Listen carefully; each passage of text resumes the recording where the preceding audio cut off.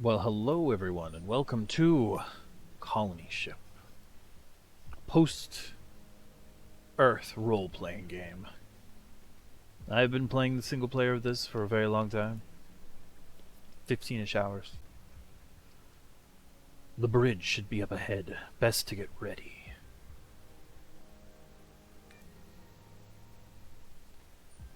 It's a good game. Let's turn up the sound a little bit.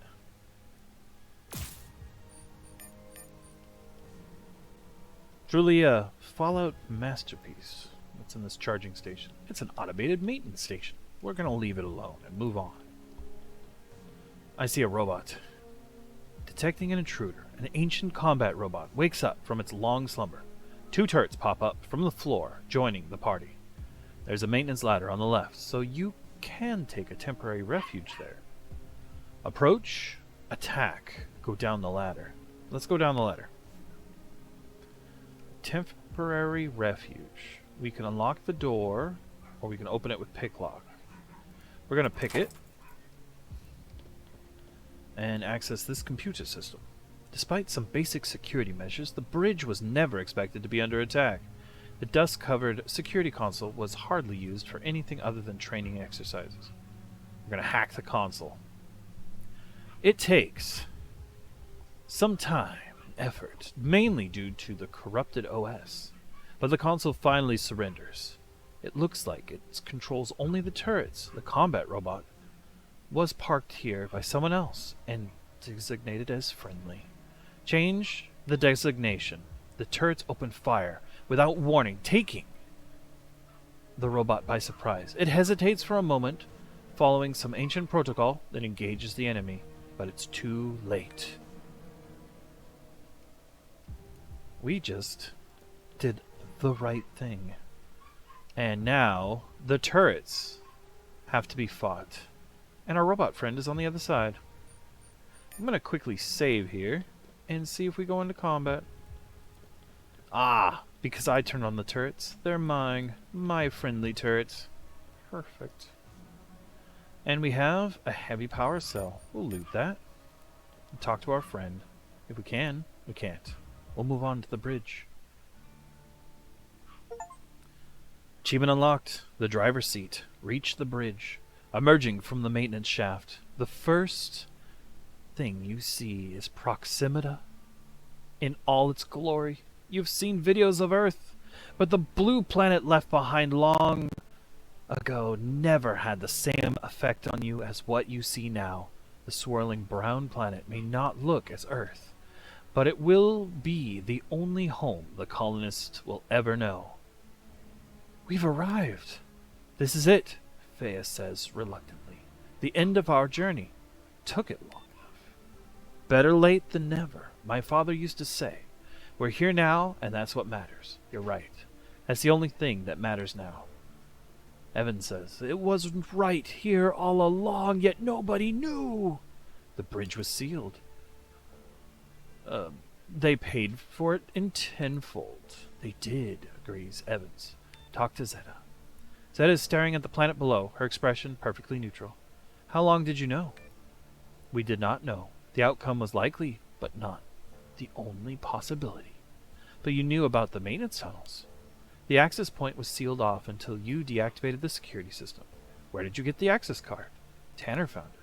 Tanner, she says, and you detect the merest hint of distaste in her monotone voice. A man with the intelligence of a rat. Call it human ingenuity. What's going to happen now? Ask Ava. She's on her way. Do you think we have a chance? I mean, on the surface? A chance, she asks, if confused what you're really asking. The current probability for mission success stands at 7.8%. The original calculation, when the Starfarer departed Earth, was 82%. Why is it low now? Low? You're lucky it was not 1%, considering the state of the ship is in. But if we take our time to prepare, we can increase it to 15 or even 20%. Explore the bridge. Holy smokes, there it is. The planet. I've been heading for this place for so long, hundreds of years. And we're finally here. As long As you log into the central computer, you are flooded with centuries of virtual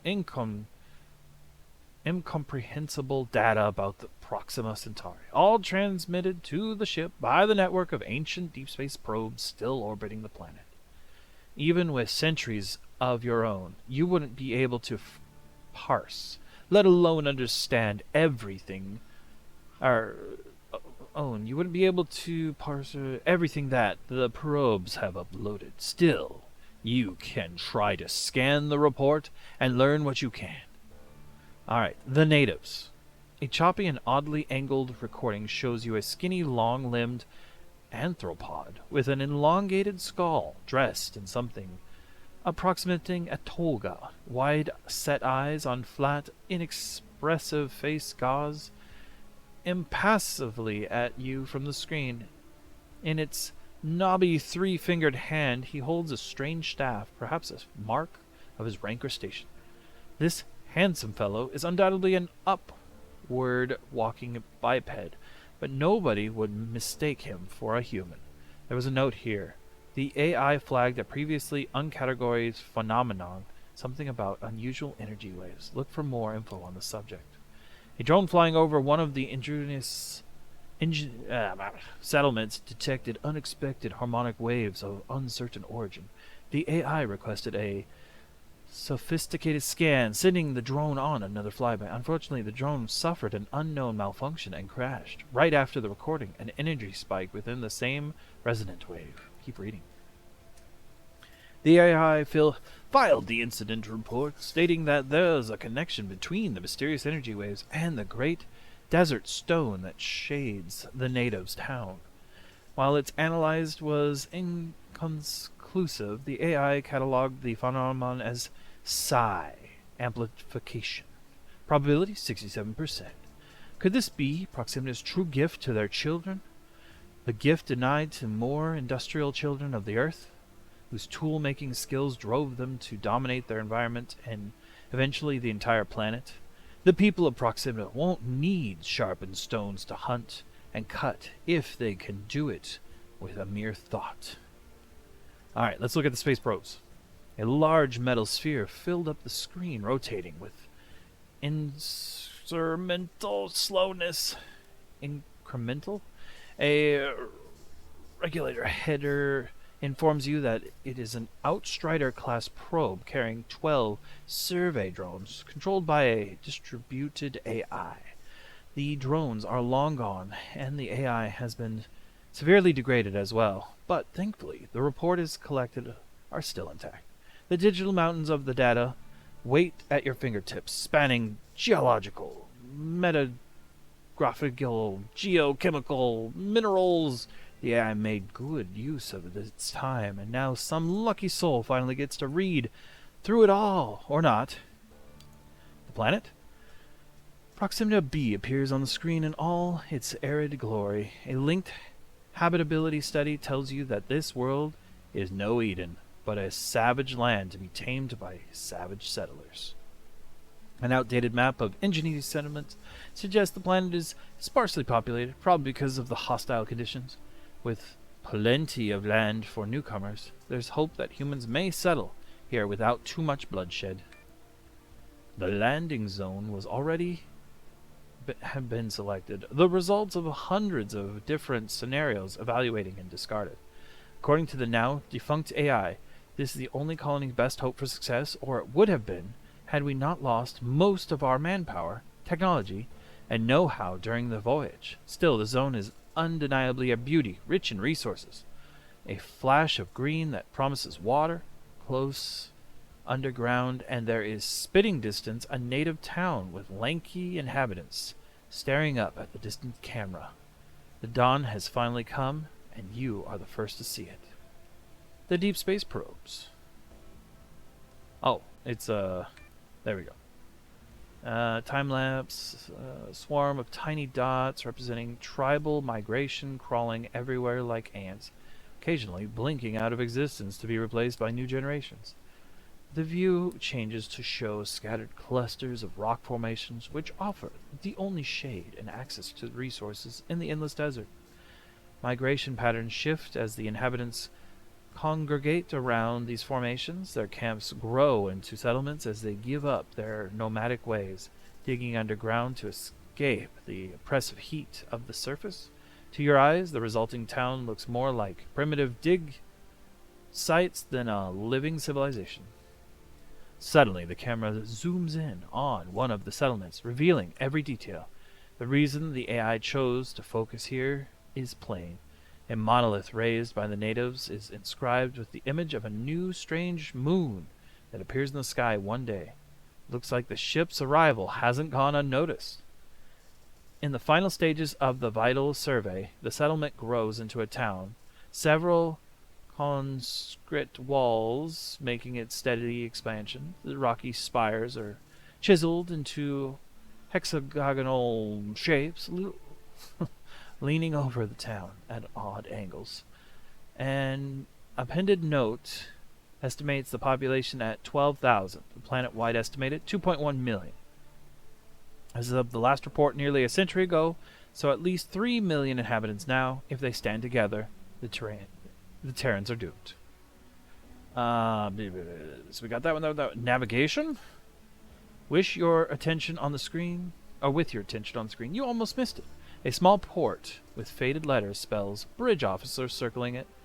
This is it. Your time to shine. Plug in. The bridge fades away as unfiltered data flows into your brain. I got a chip inserted in my brain, and then I got the upgrade for bridge crew. Overwhelming your senses, it's like looking at multiple screens merged into one. You see a three-dimensional map of the ship with a data overlay, endless alerts that wait to be brought to someone's attention for centuries. The ship itself, the battered hull, breached in several places, decks that were sealed automatically, the list of casualties, damage, radiation reports, and everything else the central computer thinks you need to know. Try to focus.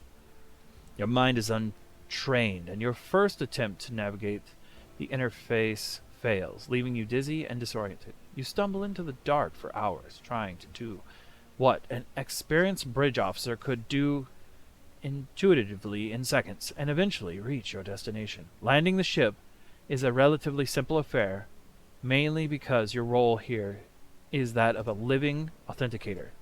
Give an order and the ship will do what it has done countless times in the past, when it was still a cargo hauler. It will detach the cargo holds, engage their thrusters, and guide them remotely on a one-way trip to the surface. The ship itself will remain in orbit, a temporary satellite, providing much-needed support to the future colony. There's only one problem. The engines need to be shut down first. As you struggle to stay focused, you stumble upon another command. Emergency recall. We need to shut down the engines first, so why don't we do that? Shut down the engines. Are you certain?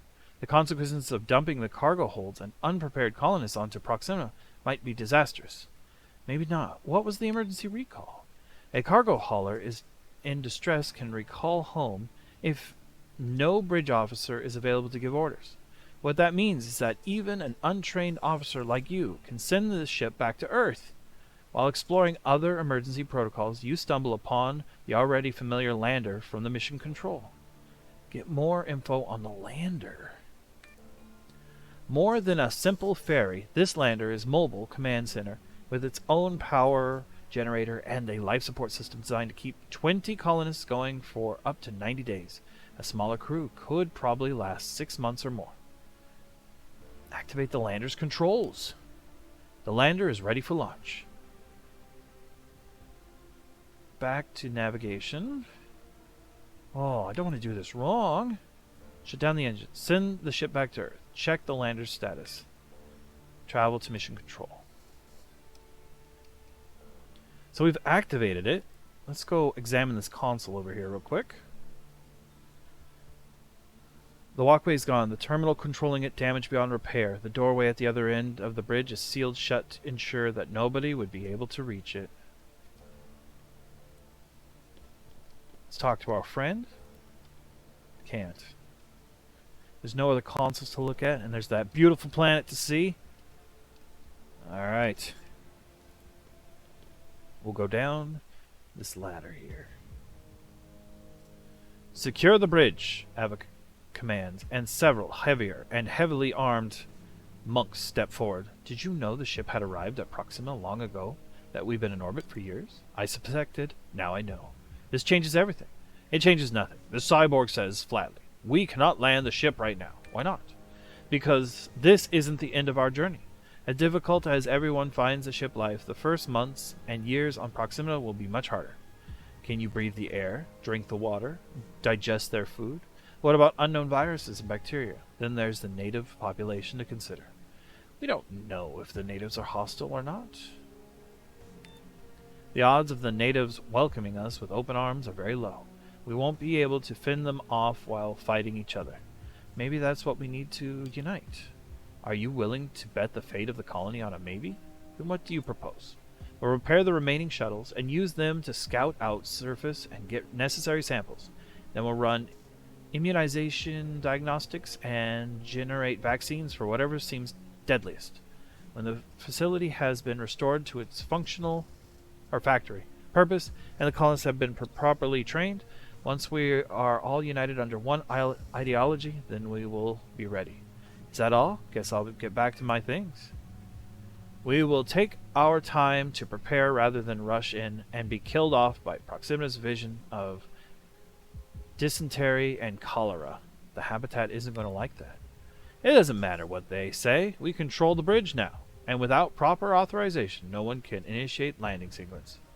The habitat will have no choice but to work with us, however many years it takes. What was that you said about one ideology? You must have heard the old Earth axiom. United we stand, divided we fall. We must all put our differences aside and focus on Proxima.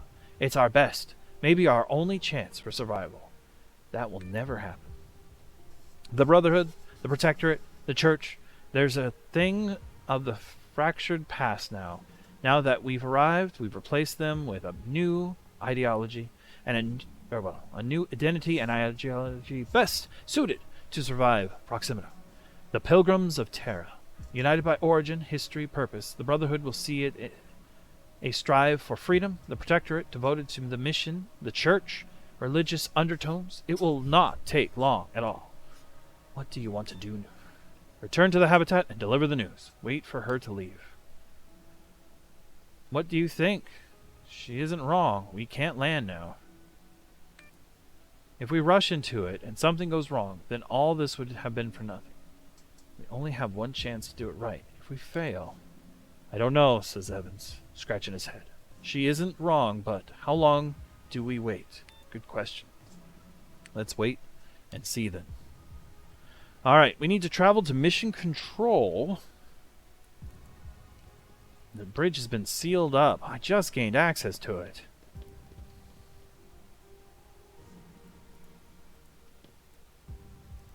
Go back. Alright. Now that the time's to consider your options, what's there to think about? Deliver her message to the habitat. Take the lander and leave the ship to its fate. Not right now. Oh my gosh. I will save the game here. I will do a hard save too. Do we leave? I think we're going to take the lander down. Take the lander and leave the ship to its fate. Travel to Mission Control.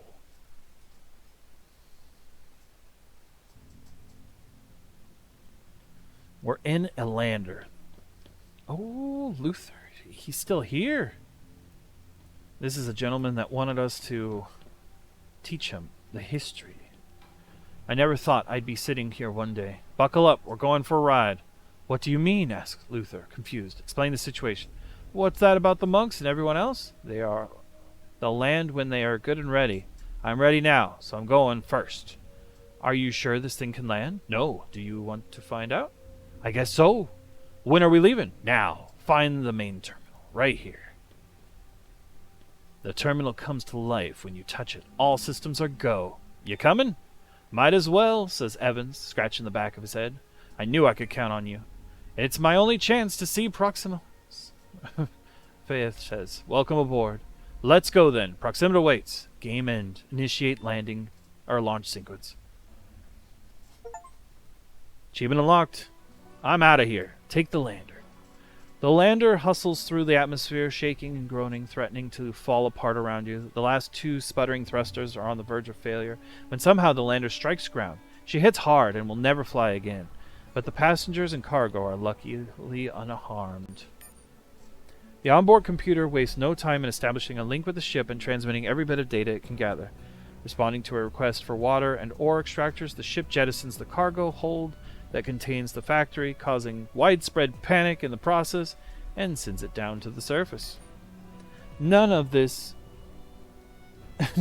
is as holy or dignified as the founding fathers imagined it, but it will have to do. You have won a foothold on Proxima Centauri, and the manifest destiny lies once more before the human race. Oh, that gives you chills. An achievement unlocked. True Hero. Complete the game on Hero difficulty. Alright, thank you so much for watching. I hope you guys enjoyed the ending of Colony Ship. This is just one of many endings that seem to be available for it. And I'll see you guys in the next video. Goodbye.